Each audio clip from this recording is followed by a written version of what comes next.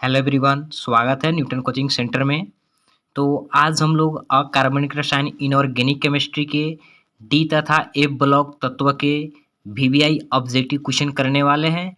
इसे जो हम लोग पहले वाले वीडियो में इनऑर्गेनिक केमिस्ट्री का पी ब्लॉक तत्व का वीवीआई ऑब्जेक्टिव क्वेश्चन किए हुए थे, तो आज की इस वीडियो में हम लोग डी तथा एफ ब्लॉक तत्वों का वीवीआई ऑब्जेक्टिव क्वेश्चन करने वाले हैं। जो वीवीआई होते हैं एकदम टॉप 20 वीवीआई ऑब्जेक्टिव क्वेश्चन करेंगे, तो वीडियो में अंत तक बने रहिए। तो शुरू करते हैं वीडियो को। तो ये रहा हमारा पहला क्वेश्चन है, निम्नलिखित में संक्रमण धातु के संबंध में कौन गलत है। तो संक्रमण धातु के संबंध में कौन सा गलत है उसको देखना है। तो यहाँ पे हम लोग ऑप्शन देखेंगे इसके। तो फर्स्ट ऑप्शन है प्रतिचुंबकीय, सेकेंड है अनुचुंबकीय, थर्ड है समन्वय यौगिक निर्माण और डी है प्रतिवर्ती ऑक्सीकरण अवस्था प्रदर्शित करना। तो जो संक्रमण तत्व में है वो प्रतिचुंबकीय ये नहीं होते हैं, अनुचुंबकीय भी होते हैं, समन्वय यौगिक का भी निर्माण करते हैं और इसके परिवर्ती ऑक्सीकरण अवस्था भी होते हैं, लेकिन ये प्रतिचुंबकीय नहीं होते हैं। तो संक्रमण धातु के संबंध में प्रतिचुंबकीय कथन जो है ये गलत है। तो ऑप्शन नंबर ए हमारा सही हो जाएगा, प्रतिचुंबकीय। अब चलिए अगले क्वेश्चन पे आते हैं, क्वेश्चन नंबर 2 में। तो क्वेश्चन नंबर 2 ये रहा, निम्नलिखित में कौन सी संक्रमण धातु अधिकतम ऑक्सीकरण अवस्था दर्शाती है। तो इसके ऑप्शन में देखेंगे, ऑप्शन है Fe, Mn, V, Cr। तो यहाँ पे ऑप्शन नंबर जो बी है Mn मैग्नीज, जो संक्रमण धातु में अधिकतम ऑक्सीकरण अवस्था प्रदर्शित करता है, Mn मैग्नीज। तो ऑप्शन नंबर बी हमारा सही ऑप्शन हो जाएगा। अब अगले क्वेश्चन पे आते हैं। तो अगला नंबर क्वेश्चन रहा ये, क्वेश्चन नंबर 3, सोना धातु का ऑक्सीकरण संख्या होता है। सोना धातु का ऑक्सीकरण संख्या कितने होते हैं। तो ऑप्शन ए नंबर में है +1, बी में है 0, सी में है -1 और डी में है इनमें से सभी। तो जो सोना होता है इसका जो ऑक्सीकरण संख्या होता है वो होता है +1। तो ऑप्शन नंबर ए हमारा सही हो जाएगा, +1 सोना धातु का ऑक्सीकरण संख्या होता है। अब अगले नंबर पे आते हैं। अगला नंबर ये है, बाह्यतम विन्यास 3D10 4:2 है। तो 3D10 4:2 किसका है। यहाँ पे हम लोग देखेंगे ऑप्शन नंबर ए में Ca कैल्शियम का, बी में Zn जिंक का, सी में Mg मैग्नीशियम का और डी में Cu कॉपर का। तो जो बाह्यतम विन्यास 3D10 4:2 है ये प्रथम संक्रमण श्रेणी तत्व का इलेक्ट्रॉनिक विन्यास है, जो Zn का होता है, जिंक का 3D10 4:2 जो बाह्यतम विन्यास है Zn का। तो ये हो जाएगा ऑप्शन नंबर बी, Zn का है 3D10 4:2। अब अगले नंबर क्वेश्चन पे आते हैं, क्वेश्चन नंबर 5 पे। तो क्वेश्चन नंबर 5 में है, इनमें सबसे कम मैग्नेटिक मोमेंट वाला आयन है। कौन सा है जो सबसे कम मैग्नेटिक मोमेंट वाला आयन है। तो ऑप्शन ए में है टाइटेनियम 3+, बी में है Ni++ है, सी में है CO2+, डी में है Mn2+। जो सबसे कम मैग्नेटिक वाला आयन होता है वो है A number, option number A Ti3+, जो है जो सबसे कम मैग्नेटिक मोमेंट वाला आयन है। तो अब क्वेश्चन नंबर 5 का ऑप्शन नंबर ए सही हो जाएगा, Ti3+ आयन। अब अगले नंबर क्वेश्चन पे आते हैं, क्वेश्चन नंबर 6 पे। तो क्वेश्चन नंबर 6 ये रहा, निम्न में किस समूह को सिक्का धातु कहते हैं। कौन सा समूह है जिसको हम लोग सिक्का धातु कहेंगे। तो यहाँ पे ऑप्शन नंबर ए में है Cu कॉपर, Ag सिल्वर और Au गोल्ड। तो यहाँ पे जो और यहाँ पे जो बी नंबर में है Ru, Rn, Pd, सी में Fe, Co, Ni और डी में है OI और Pt। तो इसमें से किसको जो है सिक्का धातु समूह कहते हैं। तो ऑप्शन नंबर ए है जिसको हम लोग सिक्का धातु समूह कहते हैं, कॉपर को, सिल्वर को और सोना को हम लोग सिक्का धातु समूह कहते हैं, क्योंकि इनसे सिक्का का निर्माण किया जाता है, सिक्का बनाए जाते हैं, इसलिए इन समूहों को हम लोग सिक्का धातु समूह भी कहते हैं। अब अगले नंबर क्वेश्चन पे आते हैं, क्वेश्चन नंबर 7 पे। तो क्वेश्चन नंबर 7 में है, संक्रमण तत्वों के द्वारा अधिकतम ऑक्सीकरण अवस्था प्रदर्शित हो सकते हैं। संक्रमण तत्व अधिकतम ऑक्सीकरण अवस्था कितने जो है प्रदर्शित कर सकते हैं। तो ऑप्शन ए में +7, ऑप्शन बी में +8, ऑप्शन सी में +6, ऑप्शन डी में +5। तो संक्रमण तत्वों के द्वारा अधिकतम जो है +8 तक ऑक्सीकरण अवस्था प्रदर्शित हो सकते हैं, जो ओस्मियम और रुथेनियम द्वारा प्रदर्शित किए जाते हैं। तो ऑप्शन नंबर बी हमारा सही हो जाएगा, +8। अब अगले नंबर क्वेश्चन पे आते हैं, क्वेश्चन नंबर 8 पे। तो क्वेश्चन नंबर 8 ये है, निम्न में से कौन एक द्वितीय संक्रमण श्रेणी का तत्व नहीं है? तो हम लोग ऑप्शन देखेंगे। ऑप्शन में है मॉलिब्डेनम, ए में है, बी में है चांदी, सी में प्लैटिनम और डी में है जिरकोनियम।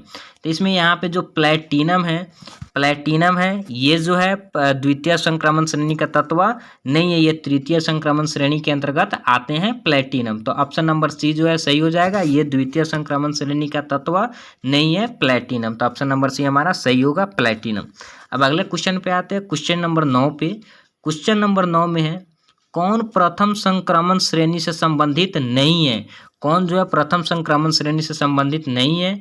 तो ऑप्शन ए में है Fe, बी में है V, सी में है Ag और डी में है Cu। तो प्रथम संक्रमण श्रेणी के अंतर्गत Ag जो है वो नहीं आते हैं। Fe है लोहा है, आयरन है, बी वैनेडियम है, सी कॉपर है, लेकिन ये ऑप्शन नंबर सी में जो Ag है ये प्रथम संक्रमण श्रेणी के तत्व नहीं है। अब चलिए अब अगले नंबर क्वेश्चन पे आते हैं। तो अगला नंबर क्वेश्चन ये रहा, क्वेश्चन नंबर 10।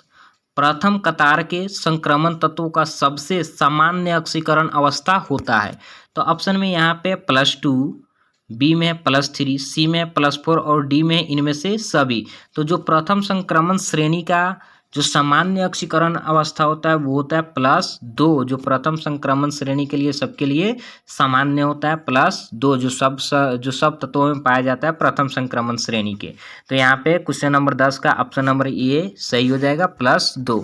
अब क्वेश्चन नंबर 11 पे आते हैं। तो क्वेश्चन नंबर 11 ये रहा, संक्रमण तत्व जो महत्तम ऑक्सीकरण अवस्था दर्शाती है।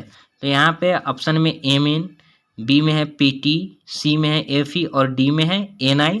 तो यहाँ पे इसका जो सही ऑप्शन हो जाएगा वो हो जाएगा एमेन। मैग्नीज जो है जो इन सभी में सबसे ज़्यादा ऑक्सीकरण अवस्था प्रदर्शित करेगा, इन सबों में सबसे ज़्यादा ऑक्सीकरण अवस्था एमेन जो है वो प्रदर्शित करेगा। ये शायद क्वेश्चन 2 बार हो गया है। चलिए अब अगले नंबर क्वेश्चन पे आते हैं। अगला नंबर जो क्वेश्चन है वो है 12 नंबर, संक्रमण तत्वों का सामान्य इलेक्ट्रॉनिक विन्यास होता है। संक्रमण तत्वों का सामान्य इलेक्ट्रॉनिक विन्यास होते हैं कितने? ऑप्शन नंबर ए में है n-1 इंटू डी के पावर 5, बी में है n-1 डी के पावर यानी डी में 1 से 10 और एस में 1 और 2, सी में है n-1 डी में 1 से 10 और ns1 और डी में है इनमें से कोई नहीं। तो जो संक्रमण तत्वों का सामान्य इलेक्ट्रॉनिक विन्यास होता है, जो डी ब्लॉक के तत्वों का सामान्य इलेक्ट्रॉनिक विन्यास होता है वो होता है ऑप्शन नंबर बी में दिया है n-1, डी में 1 से 10 और एस में 1 और 2 होते हैं। तो यहाँ पे ऑप्शन नंबर बी हमारा सही हो जाएगा, जो संक्रमण तत्वों का सामान्य इलेक्ट्रॉनिक विन्यास है। अब अगले क्वेश्चन पे आते हैं, क्वेश्चन नंबर 13 पे। क्वेश्चन नंबर 13 में है निम्नलिखित संक्रमण धातु आयन जिसका चुंबकीय आघूर्ण अधिकतम होगा उसके बाह्यतम कक्षा का इलेक्ट्रॉनिक विन्यास होगा। तो उसके बाह्यतम कक्षा के इलेक्ट्रॉनिक विन्यास कितने होंगे?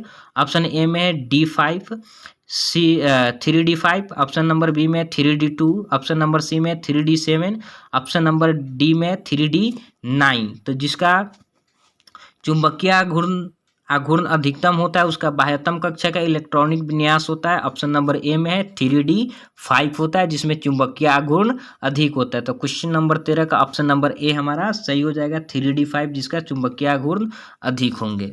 अब अगले क्वेश्चन पे आते हैं, क्वेश्चन नंबर 14 में किस आयन में अयुग्मित इलेक्ट्रॉन की संख्या सर्वाधिक होती है? कौन सा आयन है जिसमें अयुग्मित इलेक्ट्रॉनों की संख्या सबसे ज़्यादा होती है? ऑप्शन नंबर ए में है Fe++ आयन, बी में है Mn++ आयन, सी में Cu+ आयन, डी में Cr2+ आयन। तो जो यहाँ पे जो मैग्नीज देख रहे हैं ऑप्शन नंबर बी में जो मैग्नीज है इसमें अयुग्मित इलेक्ट्रॉनों की संख्या सबसे ज़्यादा होती है, इन सबों में सबसे ज़्यादा होती है मैग्नीज Mn++ की अयुग्मित इलेक्ट्रॉनों की संख्या। था क्वेश्चन नंबर 14 का ऑप्शन नंबर बी हमारा सही आंसर हो जाएगा। अब अगले क्वेश्चन पे आते हैं, क्वेश्चन नंबर 15 में लैंथेनाइड संकुचन का तात्पर्य है। ऑप्शन नंबर ए में देखेंगे घनत्व में कमी, बी में देखेंगे द्रव्यमान में कमी, सी में है आयनिक त्रिज्या में कमी और डी में है रेडियो एक्टिविता में कमी। तो लैंथेनाइड संकुचन का तात्पर्य है आयनिक त्रिज्या में कमी करता है। ये आयनिक त्रिज्या में क्या करेगा? कमी करेगा लैंथेनाइड संकुचन। तो क्वेश्चन नंबर 15 का ऑप्शन नंबर सी हमारा सही हो जाएगा। अब अगले क्वेश्चन में आते हैं, क्वेश्चन नंबर 16 में। संक्रमण धातुओं का मुख्य लक्षण है कि संक्रमण धातुओं के कौन सा जो है जो मुख्य लक्षण है। तो यहाँ पे देखेंगे ऑप्शन नंबर ए में है ये परिवर्तनशील ऑक्सीकरण अवस्था दर्शाते हैं। ऑप्शन नंबर बी में ये अक्रिय युग्म प्रभाव दर्शाते हैं। ऑप्शन नंबर सी में है ये संकुल आयन नहीं बनाते हैं। ऑप्शन नंबर डी में ये सभी प्रतिचुंबकीय लक्षण प्रदर्शित करते हैं। तो जो संक्रमण धातु का मुख्य लक्षण जो होता है वो है ऑप्शन नंबर ए में ये परिवर्तनशील ऑक्सीकरण अवस्था दर्शाते हैं। तो क्वेश्चन नंबर 16 का ऑप्शन नंबर ए जो है सही हो जाएगा, परिवर्तनशील ऑक्सीकरण अवस्था दर्शाते हैं। अब क्वेश्चन नंबर 17 में आते हैं। तो क्वेश्चन नंबर 17 है किस ग्रुप के तत्वों को संक्रमण तत्व कहा जाता है। तो यहाँ पे ऑप्शन देखेंगे पी ब्लॉक, बी में है एस ब्लॉक, सी में है डी ब्लॉक और डी में है एफ ब्लॉक। तो हम लोग डी ब्लॉक के तत्वों को संक्रमण तत्व कहते हैं और एफ ब्लॉक के तत्वों को अंतः संक्रमण तत्व कहा जाता है। तो यहाँ पे डी ब्लॉक तत्व हो जाएगा जिसको हम लोग संक्रमण तत्व कहते हैं। अब आते हैं अगले क्वेश्चन पे। तो क्वेश्चन नंबर 18 ये रहा। क्वेश्चन नंबर 18 में है निम्नलिखित में कौन प्राप्त होता है जब KCN को CuSO4 के जलीय घोल में डाला जाता है। तो ऑप्शन नंबर यहाँ पे ए में देखेंगे CuCN2, बी में है K2CuCN4, सी में है KCuCN2 और डी में है K3CuCN4। तो जब KCN को CuSO4 के जलीय घोल में डालते हैं तो यहाँ पे ऑप्शन नंबर डी है K3CuCN4 प्राप्त होता है। तो option number D question number 18 का ऑप्शन नंबर डी हमारा सही आंसर हो जाएगा। अब क्वेश्चन नंबर 19 पे आते हैं। तो क्वेश्चन नंबर 19 में निम्न में से हाराथोता कहते हैं, किसको हाराथोता हम लोग कहते हैं। तो यहाँ पे देखेंगे ऑप्शन ए में FeSO4 × 7H2O, बी में CuSO4 × 5H2O, सी में है CaSO4 × 2H2O और डी में इनमें से कोई नहीं। तो हाराथोता जो है हम लोग इसको बोलते हैं FeSO4 × 7H2O को हम लोग हाराथोता कहते हैं। तो अब चलिए अब हम लोग अपने अंतिम क्वेश्चन पे चलते हैं, लास्ट क्वेश्चन पे चलते हैं। तो ये रहा हमारा अंतिम क्वेश्चन, क्वेश्चन नंबर 20। लैंथेनाइड की सबसे सामान्य ऑक्सीकरण अवस्थाएं हैं। लैंथेनाइड जो होता है उसमें सबसे सामान्य ऑक्सीकरण अवस्थाएं होती है, कौन सा है। तो यहाँ पे हम लोग देखेंगे ए में है +1 +2, बी में है +2 +4, सी में है +2 और डी में है +2 +3 +4। तो जो लैंथेनाइड में सामान्य ऑक्सीकरण अवस्थाएं होती है वो है ऑप्शन नंबर डी में +2 +3 और +4 जो है जो लैंथेनाइड के सामान्य ऑक्सीकरण अवस्थाएं हैं। तो आज के लिए इस वीडियो में इतना ही। अगर वीडियो अच्छा लगा हो तो लाइक कर दीजिए। अगर ऐसा और वीडियो देखना चाहते हैं तो चैनल को सब्सक्राइब कर दीजिए। तो मिलते हैं फिर और अगले वीडियो में।